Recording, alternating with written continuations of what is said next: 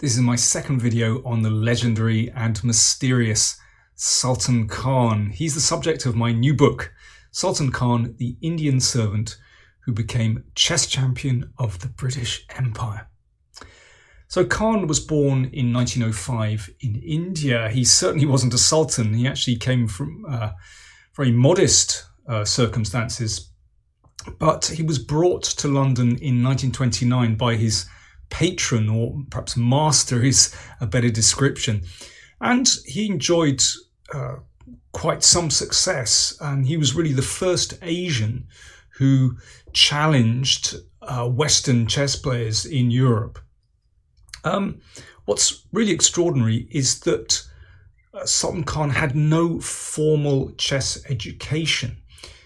He didn't speak much English, so he didn't learn his chess from books. He learnt basically by playing, which accounts for his really poor openings. And that was a problem throughout his career, actually. He basically improvised a lot of his openings. But he did make up for that with his excellent middle game and end game play. And I'd like to show you an end game he played in actually one of his first tournaments in England. This was from Scarborough 1930. He did play a couple of tournaments in 1929, but so he was still relatively inexperienced.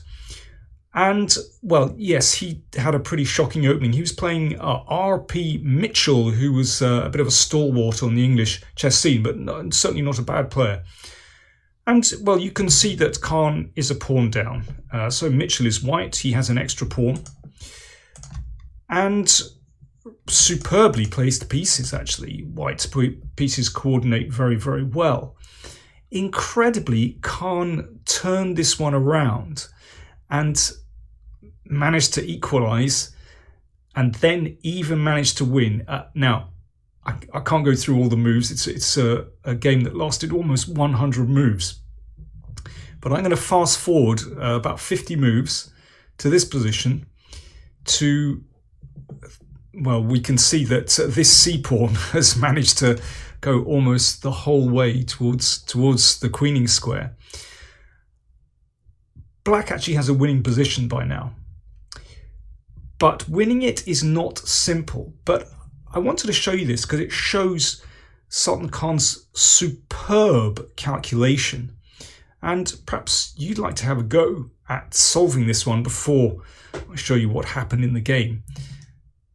This is really not simple. If you guess the moves, well, you probably won't find it the right way to win. As I've said so often, the secret of good technique is good calculation, and that really applies in the endgame. Well, obviously, Black needs to get this one through. So the best thing to do is to move the king out of the way. We shouldn't take this pawn. That actually slows things down. White should draw after that. So we start with king d2. And white takes the pawn on g5. Black makes a queen. And rook takes queen. Well, this is the first moment where you have to make a really important decision. Do you recapture, or do you capture the rook with king or rook? One way wins and one way draws. Perhaps you'd like to have a little think, or you can pause the video before we go on. Okay, if you play king takes rook, then this will be a draw. Let's just see how this works out in practice. Of course, white steams the rook's pawn down the board. That's the pawn that's furthest away from the king. The king hurries back, but isn't quite in time. Let's just have a little look here, and king e6, king g7, and this is a well-known position after this check. King f8, and the rook just has to go back, and we have a drawn position. So rook takes rook, is the best move because that keeps the king a little bit closer. But it does look slightly odd to bring the rook away from behind this pawn. Anyway, let's see what happens. So white advanced the rook's pawn. And again, with black, you have a big choice actually, and it's possible to go wrong in this position. So for example, you could choose between king here, very plausible looking move. You could give a check here. You could put the rook behind the pawn, or you give a check from the side. Okay, which of these four moves are you going to choose? Not so simple. There's actually only one way to win, and that's rook g1 check. I won't, if you don't mind, I won't go into the other moves. Let's just stick to the main line. And we can see very clearly why this is a good move, because after king f6, the rook returns to behind, it's placed behind the rook's pawn, and the king has to come back to defend it. So the rook has actually gained a bit of time there. It's come behind the passed pawn with tempo, and now it's black's move again. In general, when you're trying to stop a passed pawn, the rook is good behind that pawn. Now it's important to bring the king back. And h5. And here is the next moment when it's possible to deviate from the straight and narrow. So have a little think. How do you play with black in this position?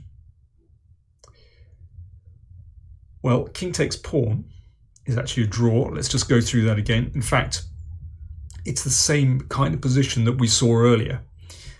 The king, black king, doesn't get back quite in time. Let's just see this. And king here, it's the same position basically. And king f8, and that's a draw.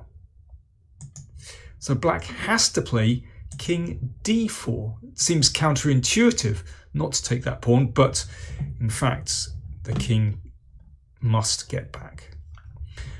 And white hasn't got time to push both pawns, that's the point. So king g6, and black's king came back. h6, black king comes back again. Now, we shouldn't check. The rook is in the perfect position behind the pawn, but we need to get the king back. And now it's the crunch moment. It looks as though white is about to draw, but no, rook g1 check in this case is the winning move. Now, very often you can set up some kind of stalemate defense by putting the king in the corner, but here that simply doesn't work. Well, the king is stalemated, but this pawn can still move, and it's actually checkmate. Rook here on the next turn. So after rook g1 check, the king has to come to h6. Now, take care with black. If you play here, then white queens with check. So king f7 is correct. Now, if white gets a queen, then simply rook check and you take the queen. So white's only move is to get a knight. It's still not quite over. And that's check. So the king steps up to f6 and mate is threatened. So really the only sensible way out is to play king h7, protecting the knight.